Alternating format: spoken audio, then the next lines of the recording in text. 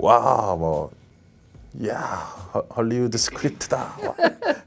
My agent is very, he's such a great, nice man, and he has such a great taste. But they already know I'm just writer-director. So that guy always write his own script, like Quentin Tarantino kind of. So. 아, 잠깐. 제시카, 외동딸, 일리노이, 시카고. 과선배는 김진모, 그는 이사촌. Born in Daegu, South Korea in 1969, Bong Joon-Ho is a rare example of a director who found success both abroad and in Hollywood. Such a feat requires a rare mixture of vision, dedication, and appeal, and Bong Joon-Ho has those things in spades. This year, Bong became the first Korean director ever to win the Palme d'Or at the Cannes Film Festival, but his career began much earlier back in South Korea. In 1990, Bong completed a 2-year film studies program at the Korea Academy of Film Arts. He showed early promise, and 2 of his student films, shorts titled Memory Within the Frame and Incoherence, were showcased at the Vancouver and Hong Kong International Film Festivals. Buoyed by this early acclaim, Bong shot his first feature as a director, 2000's Barking Dogs Never Bite. Not garnering much attention right away, the film grew on critics, and it eventually played at the San Sebastian Film Festival in Spain, and won awards at Slamdance and the Hong Kong International Film Festival. Though it took years to break even financially, the film showed Bong had promise, and his sophomore feature, Memories of Murder, an adaptation of a stage play about a real-life serial killer, was much larger in scope. The festival circuit that afforded him early success for his shorts was eluding him for his features, and Cannes and Venice both passed on Memories. However, San Sebastian was keen to have him back, and awarded him 3 prizes for the film, including Best Director. Bong spent the next few years working on shorts, and one in particular, Influenza, showcased Bong's ability to make the ordinary seem unsettling with his use of real CCTV cameras. It was in 2006 when Bong released The Host that he began to get real, tangible international acclaim. The ambiguous title didn't dissuade audiences from coming out in droves to see this creature feature about a giant sea monster, and the film racked up a dozen international film awards. Keen to continue making unsettling films, Bong followed up The Host with 2009's Mother, a taut psychological thriller about a mother determined to prove her son's innocence. The entire world really took notice in 2013 when Bong released his most ambitious film project to date, Snowpiercer. Set on a moving train in a frozen, post-apocalyptic Earth, Snowpiercer fared poorly at US box offices on limited screens, but doubled its budget back worldwide, and it made Bong a hot commodity. Not wanting to squander this gravitas, Bong reunited with Tilda Swinton for 2017's Okja, which mitigated his last film's tendency to underperform in US markets by being distributed by the digital platform Netflix. Okja netted Bong a nomination for Best Director at Cannes that year, and his follow-up, 2019's Parasite, secured him the historic win.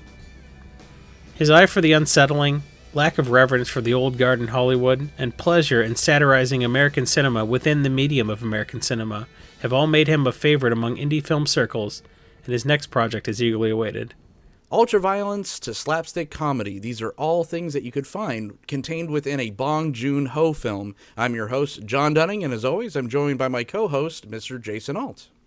Hey everybody, thanks for joining us. There is quite a culture for Asian cinema, and Bong Joon-Ho is one of the best representations of truly the extreme and the excess as far as a cinematic experience goes.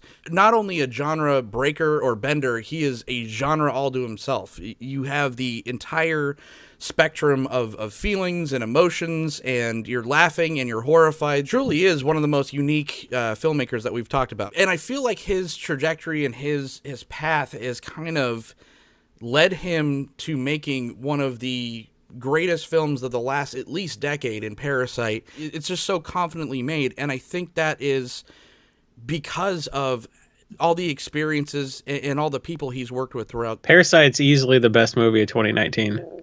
And then when you go back and look at 2019, you're like, oh, that's a low bar. But still, yeah, Parasite's insane. And, a lot of his other stuff, you could see him getting better. He writes everything he directs, so he has full control over the film. And Hollywood's starting to be like, all right, well, let's give this guy some money. He's had a bunch of different auditions. He does like all the screenplays, but he's not afraid to adapt things either. He's not afraid to adapt to the industry. And he is very much a proponent of wanting to see films on the silver screen. Like he wants his movies and all movies to be experienced in a theater as kind of a collective experience with other that should be shared with others.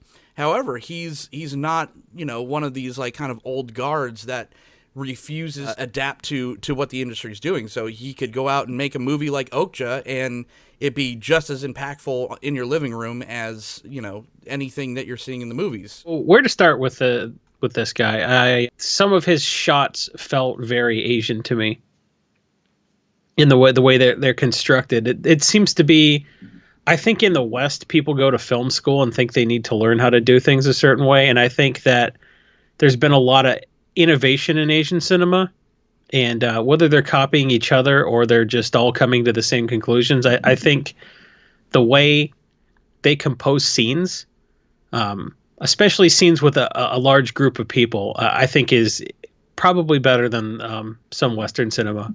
A lot of the time I don't like the way groups are shot where they're doing over this character's shoulder and then the other person's talking, so you do over this character's shoulder, and then this person's talking, so you do like Soderbergh would just set up a camera on a tripod and just point it, and like there's one person talking and the camera is on their back for 2.5 minutes and go fuck yourself.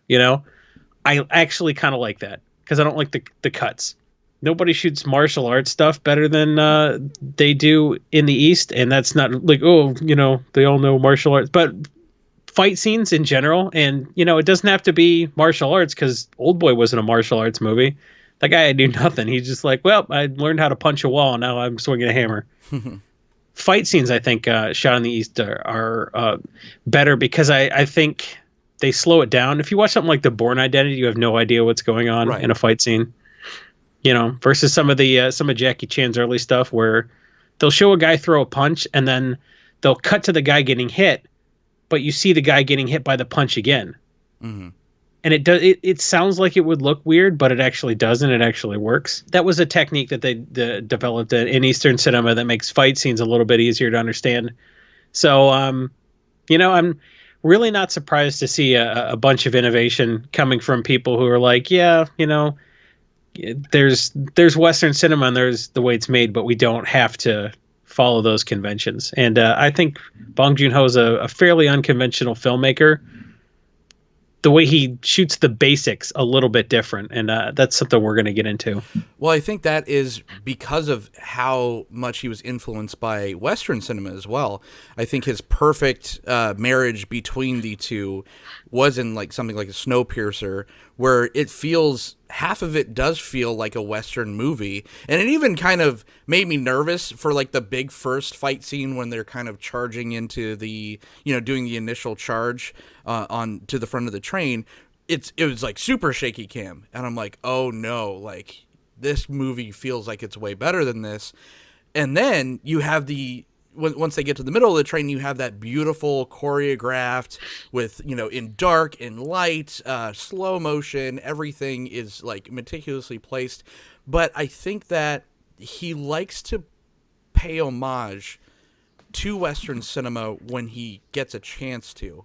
And I think some of even his themes, even when it's not in action necessarily, and some of the shot compositions and some of the interactions are very Westernized, because a lot of Eastern cinema has a certain structure to it, which is just very different from a Western cinema structure, of course. Sure. And that's, in cadence and on how people interact in conversation, in like I said, fight choreography, and just how shots are made.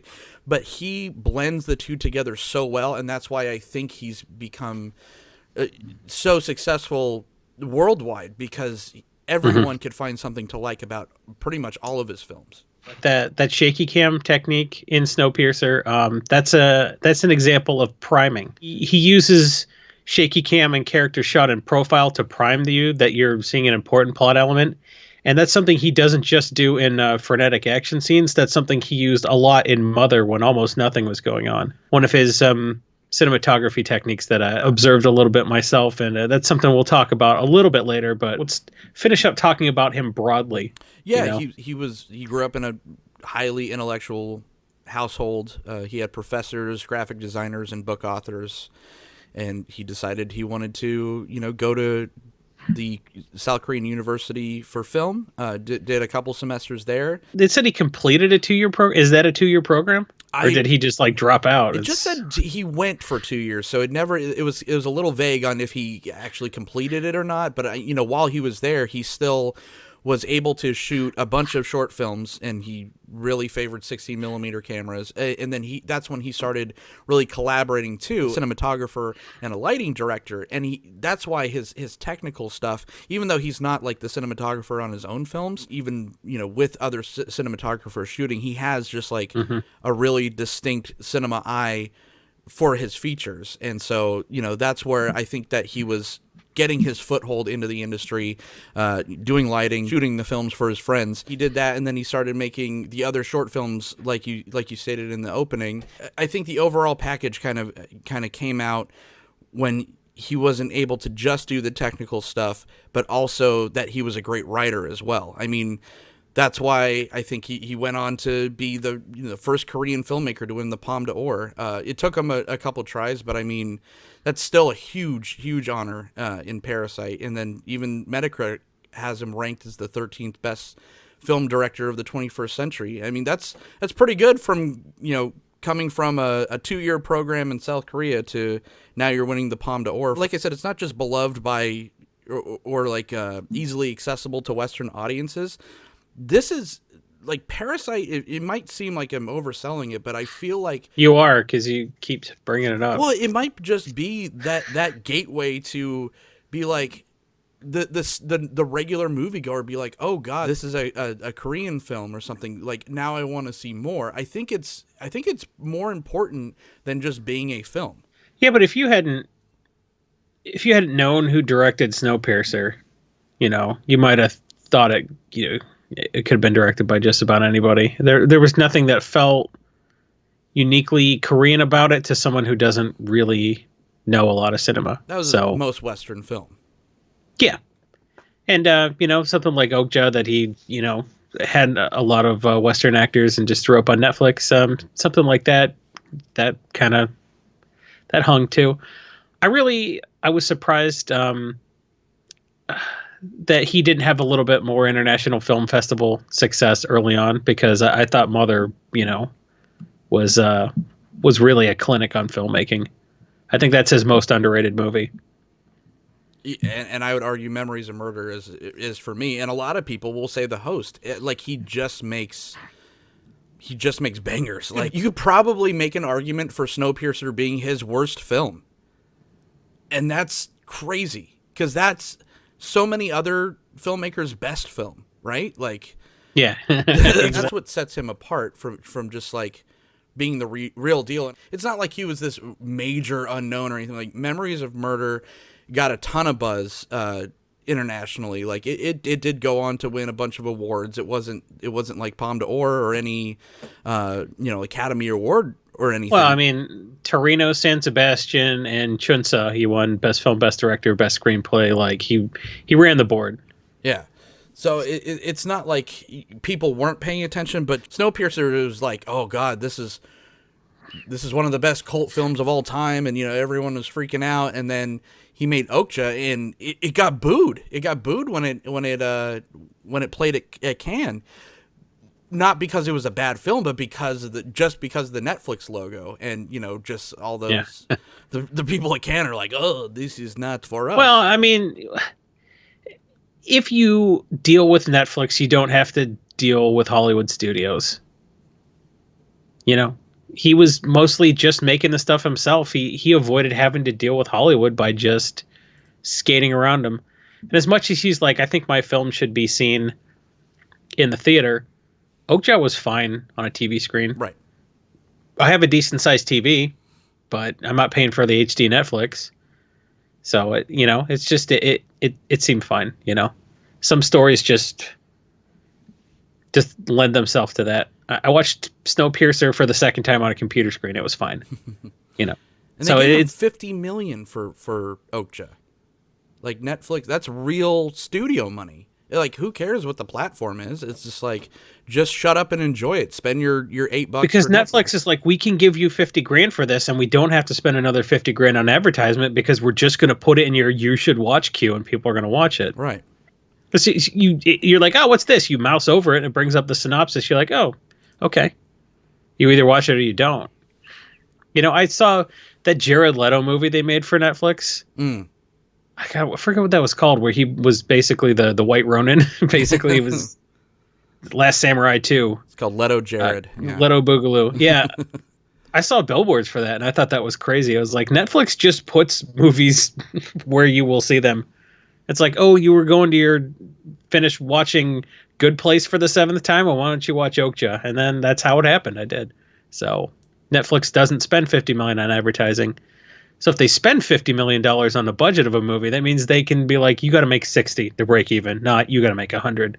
They're also like a last resort place for a lot of people. Mm-hmm. Like that, whatever special forces drug money movie that Ben Affleck made that Netflix picked up. Nobody else wanted that. Or Adam Sandler. No one else wanted that either. Don't get the Hulk angry. You won't like him when he's angry.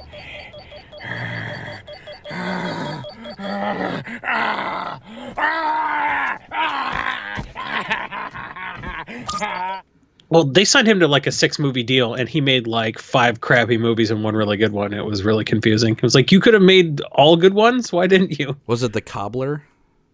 No, the one where he fakes his death, him and David Spade. That movie was hilarious. I didn't watch it. I did watch The Cobbler, and I was like, okay. But yeah, Okja, I didn't know about it really before doing the research on this, and it's like, how did I not know about this? And it made $2 million in the theaters. Like it had like a short run theatrically, but then, you know, of course it made more money for Netflix. It's so funny that they like still use the infrastructure. They're like, this needs to look okay on film, but then we're just going to compress the hell out of it for Netflix. Yeah. And people are going to watch it, you know, while someone's downloading porn in the next room and you barely have a connection and it's on a grainy television. You know, people, they're still like, this has to look good on cinema screens. And I love that they bothered, you know? Yeah.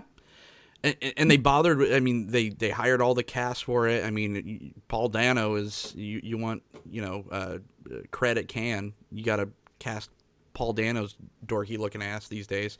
But I mean, 2 Tilda Swintons for the price of 1. Right. Playing the same character as Snowpiercer. And Giancarlo Esposito. I love that guy. He was great in this. So yeah, Okja was great. Didn't it feel like a live action Miyazaki film? Miyazaki? Miyazaki. Oh man. Didn't it feel like a live action Mr. Miyagi film? Yeah. Take 3. Yeah. Jesus. Yeah, kind of like My Neighbor Okjiro. Yeah, a little bit. It had the whimsy, you know. Mm-hmm. We talked a lot on our episode about Inuyurito. We talked about magical realism. I think Eastern cinema has a little bit of that whimsy. I think people, they're like, okay, there's weird monsters in this, and you're just gonna have to get used to it. And then 5 minutes in, you're like, all right, this is the world we live in, and you're into it, you know. Okja was sort of a thing. Is like, well, we have an explanation for this giant Miyazaki-looking monster, and it's a super smart, super docile, super genetically engineered pig.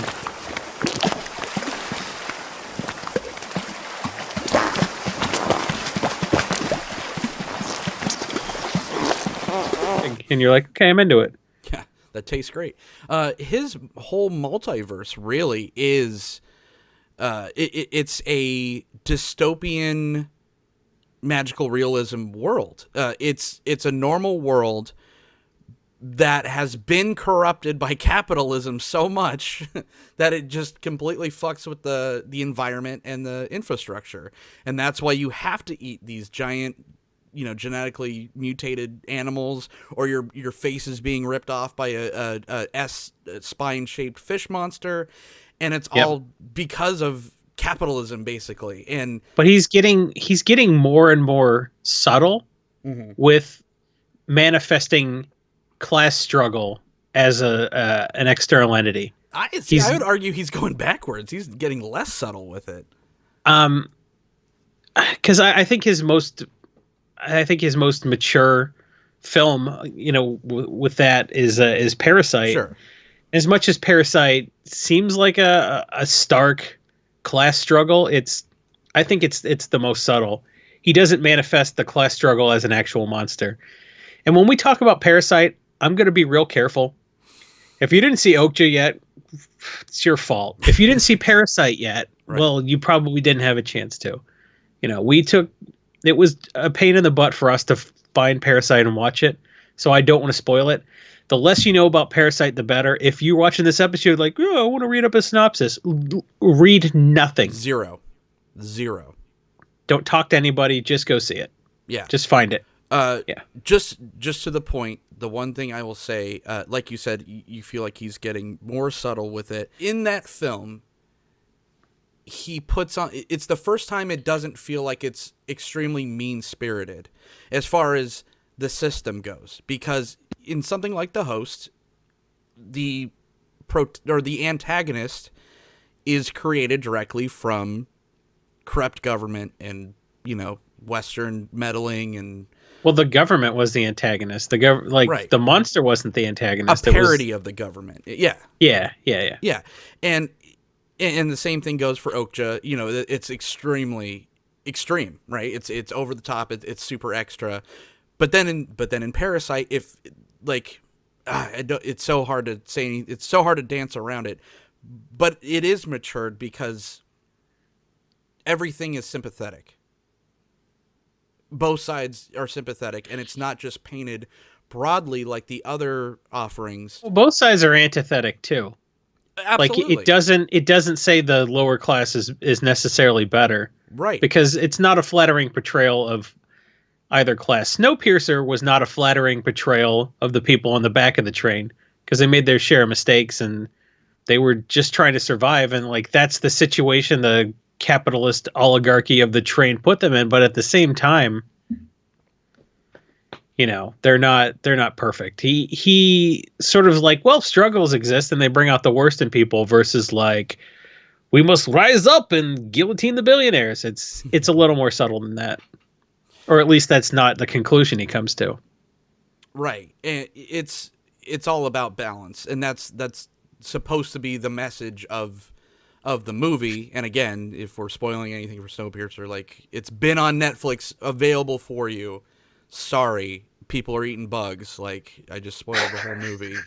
Spoiler. Snowpiercer is a movie where you think Chris Evans is going to lose his arm, and then he doesn't, and then he does. He does. And he does. You're like, I guess he's not going to lose his arm, but he only kept it for 2 hours. That's the arc. Yeah. Yep. It's the arc of the arm. That's the theme is balance as far as that's when he blatantly kind of just spreads it all out on the table. Sure. Or spreads, because spreads has never been a word. Where it's the whole time you're meant to feel one way, and he's leading you to really feel a certain way. You're even rooting for the pregnant teacher to get that ninja star thrown in her throat because capitalism is evil and down with the system. And Allison Pill is annoying, yeah. Yeah, and that too. But then at the very this end... is for season 2 of the network. What's that show called? Yeah. Newsroom? Right. I almost said network because I'm mad as hell and I'm not going to watch Newsroom anymore. So I feel like you sort of were like, I don't think he's getting more subtle. Because in a lot of ways he's getting less subtle. Because I think he's sort of American audiences are watching my movies and they don't get the shit. So I think there's some intricate, if you lived in Korea, you would understand a little bit more of some of the intricacies of it. Like in Mother, when he holds up some golf balls, he's like, these are expensive golf balls. Can I pay my tab with this? And she looks at him. I don't know what that look meant. Right. Is it how dumb are you that you're going to try to pay for drinks with golf balls? Or if it's oh, okay, I'm annoyed that you're going to try to pay in barter and you had those expensive golf balls this whole time. Right. Why are you holding out on me? I didn't get that. I don't know what it's about. when the translation I had was like, it's going to cost $15,000 to fix the side view mirror on the Benz. I was like, for real? Does that mean, is that 15,000 of Korean? Or is that 15,000 American? Like, I don't know if they were messing with them, if they were trying to be like some weird shakedown thing, like, oh, you broke the mirror. Oh, that's very expensive. You're going to do some jail time. I didn't really get that. So I kind of feel like he's being a little more obvious and like, here's something that is universally grasped.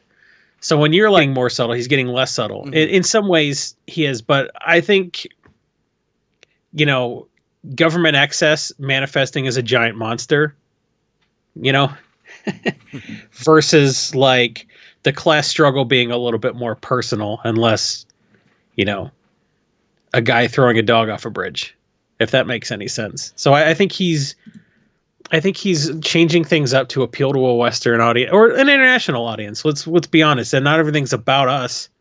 Right. He called the Oscars a local film festival, which I thought was a hoot. Because it is. It has to play in a certain number of screens in LA or it's not eligible. It's a local film. It's the most self-important one, and everyone thinks it's the only one that matters. But at the end of the day, the Oscars is a local film festival. And I thought it was so funny that he would just pee in Hollywood's eye by saying that. I think that's beautiful. So he's sort of like, yeah, I'm glad American audiences are watching my movies, and I will cast Captain America to make you watch, but at the same time, I'm not gonna, you know, I want this to appeal internationally, and he's getting so much better as a writer. Mm. You know, I think he's improving faster as a writer than he is as a cinematographer. No doubt. I think his writing is every single time is just so much more on point. Back to your point about the Oscar, and I agree, and I think Palme d'Or is probably the more prestigious award because that does feel like a true international film, you know, recognition.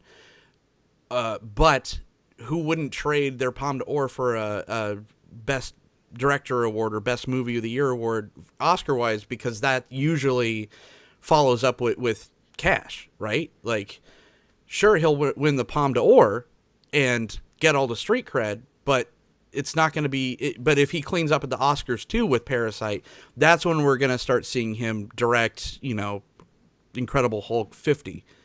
Well, yeah, Palme d'Or looks good on a DVD box, but an Oscar looks great on your mantle when you're trying to negotiate for your next paycheck. Yep. I get that. But I don't think he has to beg anybody for money anymore if Netflix is going to give him $50 million. So another thing that I meant when I said that he's getting a little bit more subtle is I think he is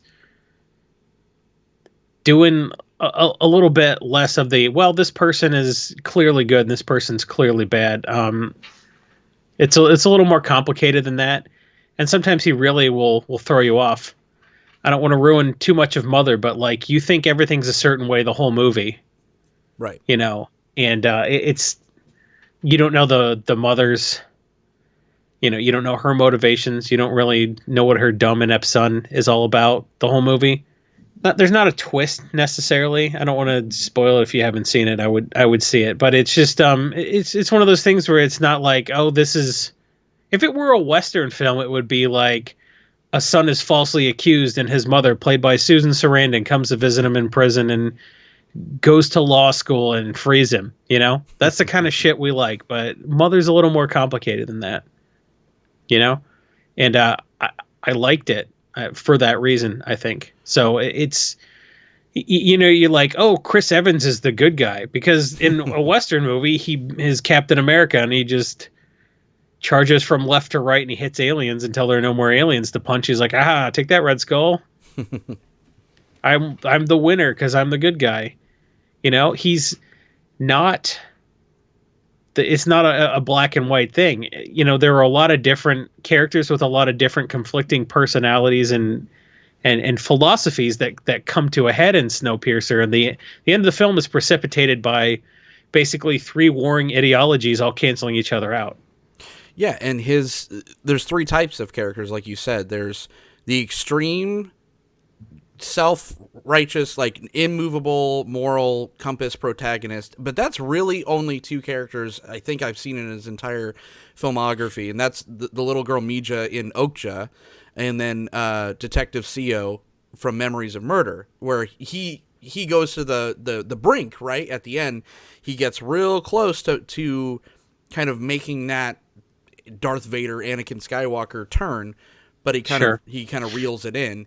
Well, Mija was such a mild character. She was basically the neutral stand-in for the audience. Sure. She was basically there so the camera could be pointed at her so you would know where to look. That's the kind of character she was. She didn't really emote a ton because A, it's tough to write a ton of stuff for a child actor to do, and B, the more neutral she is, the more you can empathize with her as an audience member, and you can put yourself in her POV, and that's how you enjoy the film. So she's the surrogate for the audience, which is why she doesn't really do much. She was Alice in Alice in Wonderland. She was meant for us to kind of backpack through Wonderland and meet all these cartoon characters. Like Jake Gyllenhaal is just batshit in that movie. He is not even a human being in that film, and neither is either Tilda Swinton's, really. Even the air quotes good guys like the Paul Danos are like that whole little PETA analog. Our radical eco-terrorists and radical animal rights activists that like is an eco-terrorist who blows up a bridge. Is that in that Jesse Eisenberg movie? He blew up a dam. Sorry, not a bridge, a dam. Is somebody radical like that? Is that a good person if they're doing a bad thing for a good reason? I like protagonists like that. There's a lot of gray area. Everybody thinks that they're the hero of the story. That's what's great. Yes. When it's not like I'm Magneto and I'm bad and I'm Charles Xavier, I'm good. Because even that example is better than most comic books where it's like I'm costume bad guy and I rob banks and then costume good guy stops me from robbing the bank, which is it's bad. Even in the X-Men where it's sort of like, well, I want the same goal as you, but I'm going to accomplish it differently. Even more nuanced than that is like if PETA burns down a lab because they think they were doing the right thing, is that good or bad? And who you empathize with as the audience member could, taint how you feel about what's going on screen. He doesn't do like, this is good guy and this is bad guy. He's Michael Mann with the guy in the gray suit. It's the people that only go halfway or willing to go halfway, like Song Kang-ho's character in Memories of Murder or in The Host as the father. It's not until like it takes a fucking lobotomy to kick his ass in gear and to really get him over the hump. It's only those people like a Chris Evans or like the Mija character that's going to take you through to the end and kind of see it through. Everything's so extreme, you can't go half measure in these films to get to the end of the story or you're not going to make it. Yeah. Committing to a flawed ideology and then doubling down on it doesn't necessarily make you the good guy if what you're doing is morally ambiguous. Right. And his movies explore that a little bit better than we're used to seeing. Yeah, the Park family, I think, in Parasite, again, not giving away anything else, as opposed. Well, the Park family, just like the people in Snowpiercer, and I would argue the mother in Mother, they are fundamentally, and this is what he's like, this is the basis of class struggle. People in the lower classes are so motivated just by survival. Mm-hmm. They're amoral. They're not immoral. They're amoral. There's a difference. Immoral means like they're doing things that are, the opposite of moral. But amoral is like you can't even apply the concept of morality to somebody who is in a struggle for survival. So amoral characters, in the lower classes, or however you're defining the lower classes, because it's different in all of his movies. If you look at it through the lens of morality, it's going to be confusing because when someone's doing something for survival, maybe you'll eat a baby, and objectively eating babies is wrong, but objectively people have done that throughout history to not die. Right. The easy way to do that, which I think he did a lot in at least 3 of his earlier films, is he always had this he had like a real commentary on mental health. Like he always had that kind of slower person. That was kind of the key to the whole puzzle, but then everyone kind of swept it, under the rug and just like, oh, that's just like the village idiot, or that's Slow Man Joe, and we can't really take there's no real substance there. The father and the host, like I said, he is kind of a man child, and it takes extreme things happening to him and his family to actually blossom him into what his age should be. Same thing with Mother. You think one thing's happening the whole time, and in Parasite as well. There's a real psychological struggle that's going on. The Cassandra complex, right? Where someone knows what's going on and nobody listens because they're not ready. The film hasn't progressed to the point where you can actually listen to the person who knows what they're talking about. You mentioned something really interesting off air, like a couple days ago, said that most Eastern cinema takes that hard turn, and definitely I think that he employs that quite a bit. Not most, but I would say that's something that's almost like a hallmark of when that happens, you're watching an Eastern movie, because there's without giving anything away, there's a turn in Parasite where you realize that the first hour of the movie was just setting up a completely different movie almost. It's sort of like there's not acts, there's sort of like there's 2 acts in these movies versus 3 or 4 acts. It's more reveals and revelations than acts. It was sort of like you don't realize the movie you're watching. Like because I was like, I said it was inherently Eastern because I got a real sense of what happened when I was watching the Japanese movie Audition, where the guy's auditioning, that's what they call it. He was like trying to find a new stepmom for his kids. And then like the first hour is just him meeting women and like going on dates with this chick. And it's like an hour long. And you're like, am I just watching a romantic comedy from Japan? And it's like, okay, this is a completely different movie now. It took so long setting it up. It was almost like the movie was in only 2 acts. And I kind of felt that way about Parasite. You're like, you have no idea what movie you're watching for the first hour. And it's a great movie. The first hour of Parasite is a great movie, and it's not even the movie. Right. And does that make any sense? Because like it takes a real hard turn, and you don't see a ton of that in Western cinema. It's more like Dan Harmon's story wheel, where the person goes through the 8 steps, and then they end up right back where they started. Or there's like, this is clearly in 3 acts. I think they're not bound by those sort of dumb conventions in Eastern cinema, and they're more willing to make a weird movie. And Parasite's going to melt your face off. And I feel like that it just respects audiences a little bit more, because how different is that from your standard Western American film?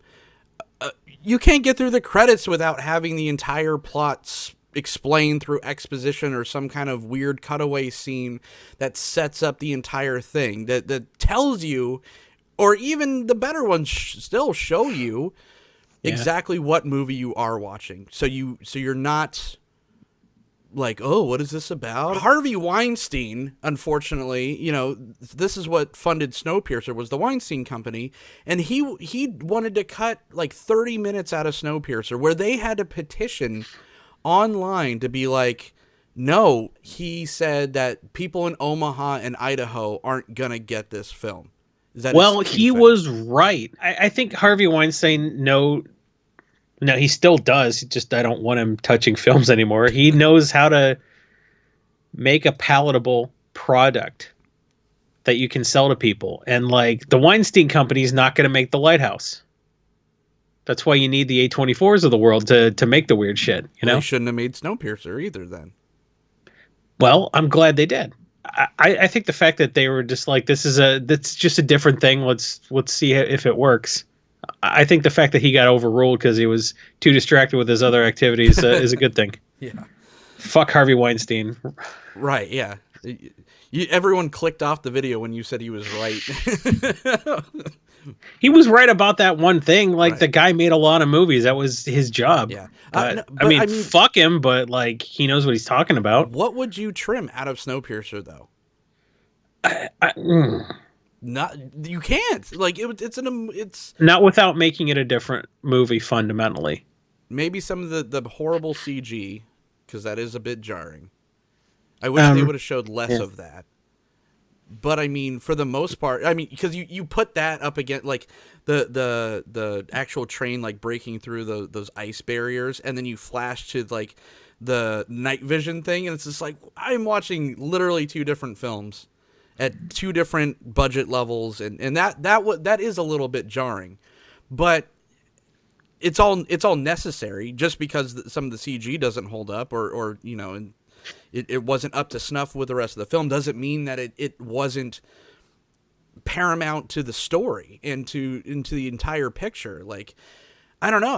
I'm glad that we might get a nice renaissance of Eastern influence as far as how films are paced, how we're supposed to respect our audience a little bit. His movies don't have a lot of dialogue in it, really, or at least have breaks in dialogue where it just lets people breathe and get the dread or let the joke settle in.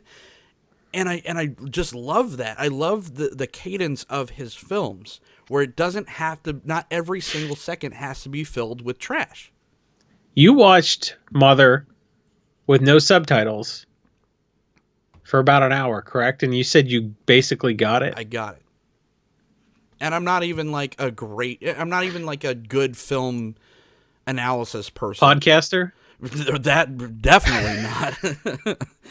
It's just that like he could convey more than we need in looks, in reactions, expressions. Like the scene in Memories of a Murder when they're chasing down the dude that's whacking it in the field, and they go to like the coal mining site or whatever, the construction site. They're that whole chase scene, and once they kind of catch up and they do the lineup and they're just picking out which guy is which, they don't say a word for a good, like, that scene goes on for a good like 16 minutes, but I was like, my face was glued to the screen, and I'm just like, oh my god, they're not saying anything, and then it culminates in the other detective jump kicking the guy. And I'm like, God, this is just like, it's such a breath of fresh air. So many people got surprise jump kicked in that movie. Kicked an apple out of his mouth. Yeah. It's a slapstick and horror. You never know what you're supposed to be feeling, and it's ever changing. That's why you're never bored. There's like a lot of violence in all these movies, but sometimes it's pretty cartoonish, so like I don't know, it's less impactful. I think some directors go over the top to be like, no, fuck you, a school shooting should feel sad. But like, this was sort of like, well, it's just a guy cartoonishly getting kicked and exaggeratedly screaming as he does back rolls down a hill. It's funny. His movies are very dark comedies, but almost all of them have comedic moments in them. Yeah. To relieve tension, because I think it's important. Because just as a matter of course, his films are very tense. The way he paces them and the way he composes his shots, I think he ratchets tension up a lot. And I think you need that relief valve, because you'll chew your fingers into nubs watching something like Mother, if you don't. Okja and The Host were cartoonish the whole time, but Mother, Memories of Murder, Snowpiercer, Parasite, they were tense the whole time. So you need some levity, whether it's cartoonish characters like Tilda Swinton and Alison Pill in Snowpiercer, or Jake Gyllenhaal in Okja, or if it's comedic moments like all the interrogation scenes in Memories of Murder or Mother. You need that relief valve, and all his movies seem to have some sort of humor, dark or otherwise. I think the worst thing he could have done was make a movie as smartly written comedic wise as Parasite, because now it's hard to go back and watch The Host. I made that mistake of watching Parasite first and then watching The Host, and The Host came off as a little annoying to me, because it's just like, it's that scene where they're mourning all the people that got eaten by the mutant fish, and then like the whole family's just like grabbing each other and wrestling on the floor, and I'm just like, this is not what I know you're capable of. Like, now that I know like how fast and witty and just how slick he could be with his comedy, it's hard to go back to the slapstick stuff. But The Host was satire. I know, but it was like almost like because like it was goofy like that because it was a send up of Right. creature features and stuff like that, and the Right. whole we got to send in the American CDC. Like it was sort of like here's what the stupid fucking American movie would do at this point, and then within the context of like the inevitability of the American film conclusion, they played around with it.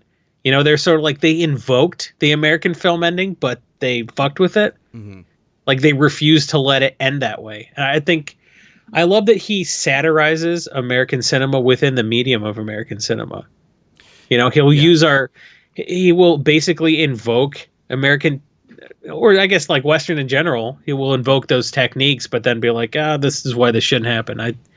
I think it's really funny. So like, if you look at The Host as,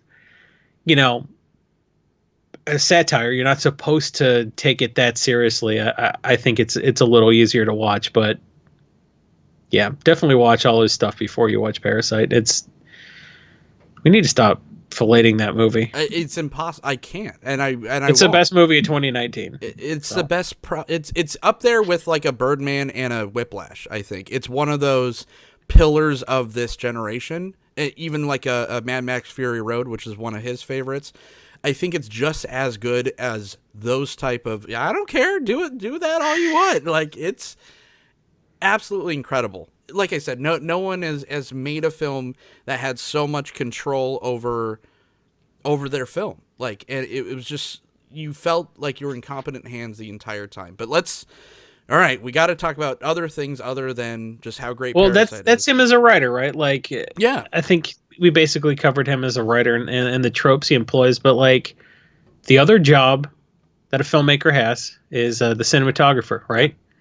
There's like there's the camera pointer and then the motivation guy. So like as a camera pointer, I think he is a great student of both Eastern and Western cinema, and I think some of his shot composition is some of the best I've seen. there are some real great frames in Snowpiercer. Like Yeah. stuff that you could screenshot and then print out and blow up and put on your wall. There is like some real art in not just Snowpiercer, but like especially Snowpiercer. Just the way that he plays with lighting, because he will shoot in the dark. He will shoot in the middle of the night. And Well, he has to for metaphorical reasons. He has to shoot in shadow a lot because he uses light and shadow as basically a physical manifestation of the class struggle. right. When characters go up, they go to the right, they ascend, and they go from shadow into light. It's not subtle, but it's in all of his movies, But effective. If you notice in Parasite where there was a scene where they had to sneak out of a house and then go back to their own house. Every shot was downhill. Yes. The water got deeper and they trudged downhill. It was always, always down, always to the left. Mm-hmm. That's it's not a subtle thing, but the fact that he has like, look, if you're poor, you live below ground in a lot of Korean cities. The family in Parasite lives below ground, and they don't get as much light because they only have a half window that's above ground. The poorer the cars are in Snowpiercer, it's not till halfway through Snowpiercer that you see a window. From them going from the poor section of the train to the richer section of the train, you don't see your first window till the movie's half over. The whole mission stalls because of a window in Snowpiercer. They get to that point and they're just like, and he's like, no, we got to go. This isn't the end. Like, it's just a window. Yeah.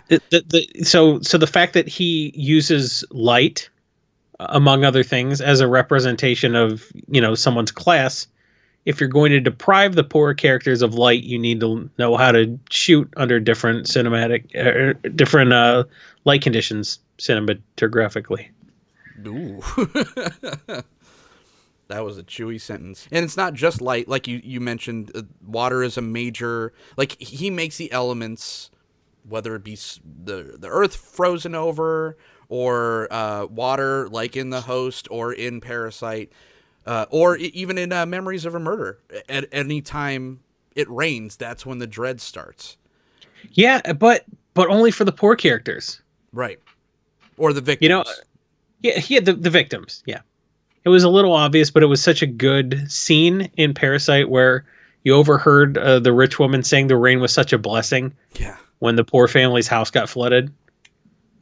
You know, it's just like they're not even oblivious and lacking in empathy, because if they'd be like, fuck you, my house flooded, she'd be like, oh God, I feel so bad. Here, let me, pay for that. It wasn't about that. It was just like their perspective is different because their whole life is better.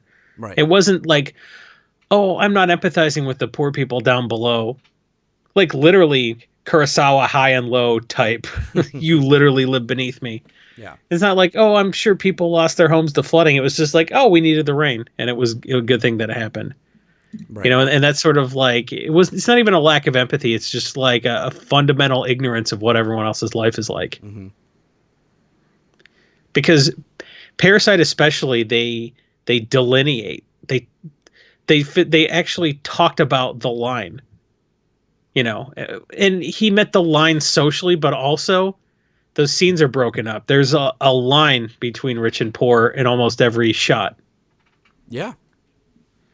So that's another way he framed those scenes. He would put a lot of lines between the different classes of people in Parasite, and that was a mature filmmaking technique, and I really appreciated that. And a lot of people have painted that film in a broad stroke of being a upstairs downstairs film, but it's supposed to be. It is upstairs downstairs, but you don't realize what downstairs actually is. Right. You don't realize, you don't know who's upstairs and who's downstairs. Exactly. Yeah. The other thing that I love how he just unabashedly shows in his creature features, he shows the monsters and he shows it in broad daylight constantly. Whether the CG holds up or not, that fish, it doesn't. That fish Host looks like shit. Man, it looks real bad. I mean, there's some certain scenes where that you could tell they took some time, but he even said, he just didn't have the budget to make that film. Yeah, but like the Cloverfield monster didn't look great. But you only saw it for 2 seconds. Yeah, that's why they do that. That's why they do that J.J. Abrams mystery box bullshit. That's why Jaws was like, if the mechanical shark had worked, nobody would give a shit about Jaws, I bet. Right. Like, they figured out by accident in Western cinema that is like, oh, maybe we shouldn't show it. Maybe we should show the thing scurrying away a little bit. We should show the alien pop out of the chest and then run away, and then it's gone, The less you show the creatures, the better for a lot of it, But he's just sort of like, nope, this monster's just doing stuff the whole time, and it looks like garbage because I didn't have $50 million to pay for CG, and just that's not the point of this movie. It was not the point. The monster wasn't even the monster in The Host, and that's why you can show it, because it can look goofy because it's not the point. Right. And it's I just love that he had the stones to just be like, no, this is essential to show this monster chasing people. And there's some tricks. There's like some, like he places it strategically in the background with a blur and in some spots. But sometimes you're just sitting there standing, like the characters are just looking at it unfold and plop it, this weird looking thing. And I'm just like, cool. Like, I mean, he had a lot bigger budget for Okja, and everything looks great in that film. There's no reason to hide anything, and I think that he really pushed the boundaries as far as creature interaction goes with that film. Imagine getting like a young I don't know what age she was, but getting a young child actor to interact with like a bunch of cardboard boxes with a green blanket over it and be like, no, this is a monster. Yeah. This is your pet pig who loves you and who saves your life. Now pet its head. No, that's not its head. Right. That's a tennis ball and a stick. Look at the tennis ball and a stick. It's tough. They really bred mutant pigs for Okja. I just this just in. And then I want those jerky sticks everybody was eating. They made those look real good. Yeah, they really did. Another thing that he doesn't shy away from, whether we like it or not, is just how disgustingly realistic his violence is. I mean, we get to see everything, and it's just, oh my God. It's so sickening because it just happens, and then your brain takes a second to be like, oh my God, that person just threw a rock on that person's head, and we saw it. Fuck. Like, and it just makes a realistic sound. He beat you over the head with a metaphor. Right. Yeah. Which was, he literally did. Yeah, I think he wants the violence to be cartoonish. And I think the most cartoonish way the violence in his movies looks odd is because the person doing it never reacts to the violence. Right. Yeah. That's what makes it look weird. I was wondering what unsettled me so much about the ultra violence in his movies. The people who did it either laughed or didn't react at all. Super stoic about it. Too drunk to realize you beaten somebody, or just like too crazy, or you're a monster. So, your morality doesn't enter it either. That's another amoral character, is the monster from The Host, just operating for survival. Right. So anytime somebody was doing violence for survival, it almost seemed cartoonish because it's like, let's not judge what's happening here. There isn't too much violence in his movies that isn't like survival based. Mother's like the big example. Like a lot of the violent stuff was just hijinks for the most part. Yeah. But some of the craziest violence in the movie is it's cartoonish because he doesn't want you to make a judgment about it. You're literally watching someone throw a chihuahua off a rooftop in Barking Dogs Never Bite, and you don't know how to feel about it. We don't talk about that movie enough. That was, as far as first features go, that was pretty good. It was tight. It was, yeah. And not just shot-wise, everything. And it was a precursor to, what he would go on to do. But going back to just the reactions, like one of the most unsettling moments of Snowpiercer, which that movie is just a series of unsettling shots, is that someone throws a shoe at that one, the kidnapper lady throws a shoe at her head, and they're just like, she's trying to see if she's okay, and she just like pushes him back, doesn't crack a smile or anything. She just licks the own blood off her head that is pouring from her wound, and it's just like, whoa. That's just like, that's more disturbing than watching Jason Voorhees strangle a co-ed, right? It's just like, it's his violence is just very, very effective. But you're not supposed to judge it. Right. It's just, it's a thing that happens. Or it's just like, put this apple in your mouth. Yeah. For better or worse, there's real graphic violence in all his movies, and that's a thing that happens. We brought this up before, but another super graphic and violent Korean film that was very effective was Old Boy, Well, basically that whole Vengeance trilogy was very violent, and it was for a reason, I think Western cinema really likes to have a Ninja Turtle slash through 900 foot soldiers, but they're all robots, so it's fine. Right. Versus Battle like droids in Star Wars, or yeah. Yeah, but one dude punches another dude in the face and he gets a bloody nose. That's way more, it feels like the violence has more import that way. And I think you get desensitized to violence when it's just, the Avengers are beating shit out of a bunch of aliens and there's no blood and nobody dies and it's fine. There's a Every Frame a Painting video where he talks about how he likes to shoot characters in profile instead of straight on. And that makes you feel like that definitely makes you feel like you're an observer. Because if you're observing a conversation, you're going to see the two people in profile because they're not looking at you. They're looking at each other. Right. So I think that he does a really good job of shooting people in profile to make you feel like you're observing what's going on. And he sometimes primes you to know an important plot point is coming up by how he shows you versus you seeing the character looking down from above or straight on. If you see somebody from the side in, Memories of Murder or Mother, or there's great examples in The Host also, important stuff is going to happen. And Snowpiercer, the whole movie's in profile because you're watching a guy go literally from left to right. So you're seeing the side of his face the whole time because he's walking through the train. And it's an interesting choice that he makes.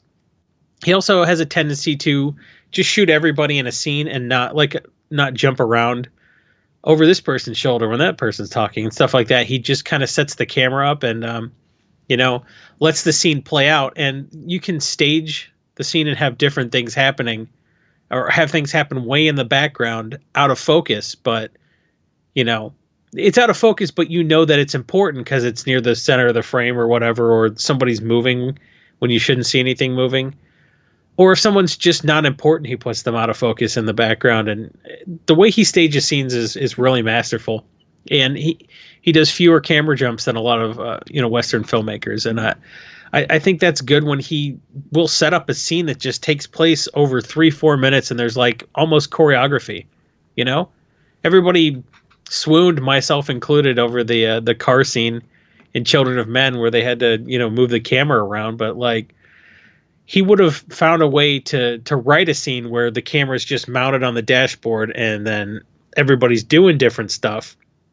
And he'll tell you what to look at by where everybody else's eyes are, or by one person moving when everyone's not, or by people moving their hands. There's all kind of different ways to tell you where to look versus the camera swivels and points at the thing you're supposed to look at. And I think that's really good filmmaking, personally.